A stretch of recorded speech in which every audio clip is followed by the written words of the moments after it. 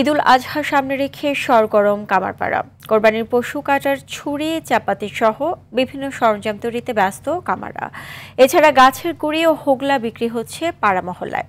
এবছর এসব সরঞ্জামে 1 থেকে 200 টাকা বাড়তি দরের অভিযোগ করছে ক্রেতারা।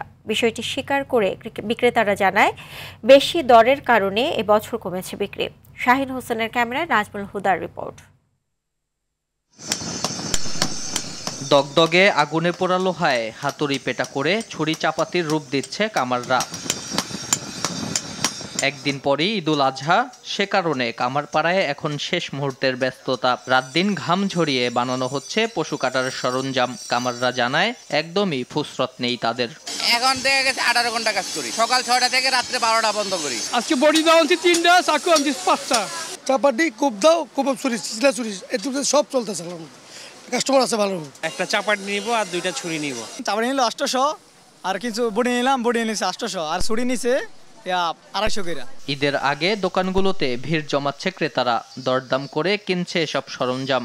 জমে উঠেছে গাছের গুঁড়ি ও হোগলা বিক্রিও। তবে গত বছরের চেয়ে এবার দাম কিছুটা বেশি বলে অভিযোগ ক্রেতাদের।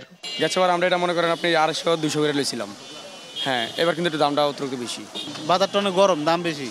আর আমরা যে জায়গাতে মাল আনি ওই জায়গায় মালের রেট বেশি, এই জায়গায় না মাল বেশি বিভিন্ন মানে আমার কিনা দামের থেকে দাম কম করতে আছে। কাঁচামালের সঙ্গে জীবনযাত্রার খরচ বাড়ায় ছুরি, চাপাটি, বটির দাম কিছুটা বাড়াতে হয়েছে বলে দাবি বিক্রেতাদের। মাল তো বেশি একটা পাওয়া যায় না, আগের চাইতে অনেক মাল পাওয়া যায় কম এবং দাম বেশি। নাজমুল হুদা, RTV, ঢাকা।